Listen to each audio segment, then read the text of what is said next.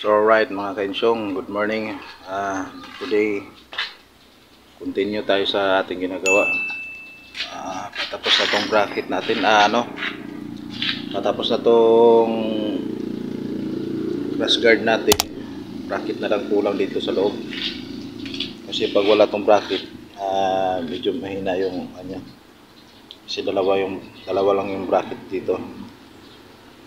Bali dagdagan ko to isa dito bracket para in case na matumba siya, matibay talaga siya kasi may bracket dito sa loob. Tagos yan dito. Hanapan ko na lang ng paraan kung paano ilagay yung bracket dyan. Right, continue tayo.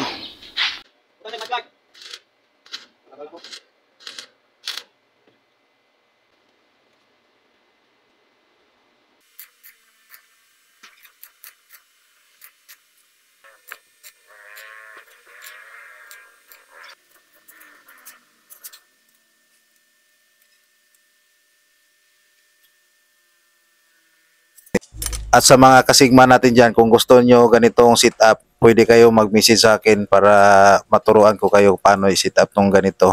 Para mag-guide kayo mga kasigma. At kung nagustuhan nyo ang ganito mga video mga kainsyong, paki-follow, like, and share na lang po mga kainsyong para po sa susunod na video natin mga kainsyong.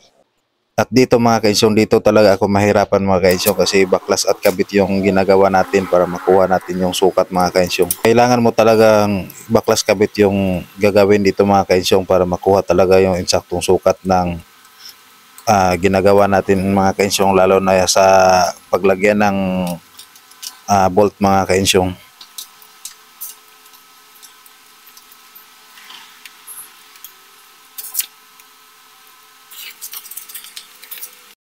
Right mga kainsyong, konti na lang yung kulang sa ginagawa natin. Tapos na yung crash guard nya na paglalagyan natin ng ilaw ng auxiliary light. Ayan na, patapos na siya. Ikutan natin sa kabila. Ayan, siyempre mag-iba yan kasi may bracket talaga ito sa gitna. Kaya nilagyan ko siya ng bracket dito sa gitna para in case kung matumba man siya, hindi siya hindi masisira yung cover natin o yung fairings natin. So ito na mga kainsyong, halos patapos na yung ginagawa natin. Pintura na lang ang kulang. Yun, bagay naman dito. Ayan. Hindi siya masyadong OA kasi minimal lang yung crash guard natin. Hindi aabot dito sa harapan. Kasi yung ibang nakikita ko doon kasi hanggang harapan, masyadong OA na. Ayan lang, minimal. Sariling design natin yan.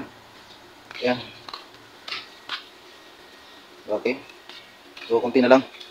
Doon sa ilalim yan, naka-bolt yan sa ilalim. So ayan. Minimal design lang siya mga kainsyong. Para lang bumagay sa natin na touring setup natin.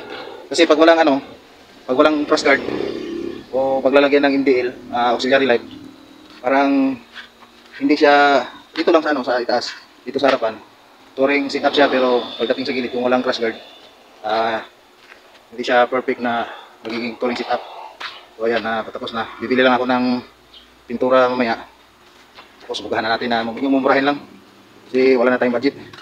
Ang gusto ko sanang ipintura nito samurai. Pero yung samurai, 200 ata yung 200 plus yata yung isang lata. Tapos bibili pa tayo ng tawag nito. Bibili pa tayo ng top coat at saka primer. Wala na, abutin siguro ng mga 800 siguro, 600 ganun. Ayan. Konting-konti na lang talaga matatapos na to.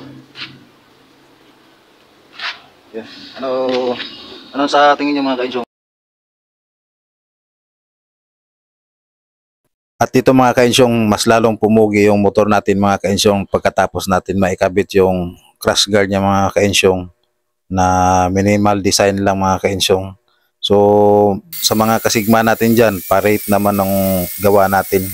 At dito mga kainsyong, nag-final retouch na tayo mga kainsyong. Pinapalis ko na yung ginagawa natin mga kainsyong para maganda naman tingnan mga kainsyong. Bali, inihanda ko na ito mga kainsyong para pipinturahan mamaya mga kainsyong. Shoutout muna kay Brad Vito dyan sa Cebu City na traffic enforcer dyan sa SM Seaside. Shoutout sa iyo Brad. At dito mga kainsyong, naumpisahan ko na pinturahan yung crash guard natin mga kainsyong. Hindi ko na pala na videohan yung pagpintura natin ng primer mga kainsyong kasi nalubat yung cellphone ko mga kainsyong. At mga kainsyong, pagka tuyo nito mga kainsyong, kakabit na natin ito mamaya mga kainsyong. At ayun mga kainsyong, ginabihan tayo sa pag-assemble mga kainsyong kasi pinapatuyo pa natin yung pintura mga kainsyong. 2,000 years later. 3, 2, 1, let's go.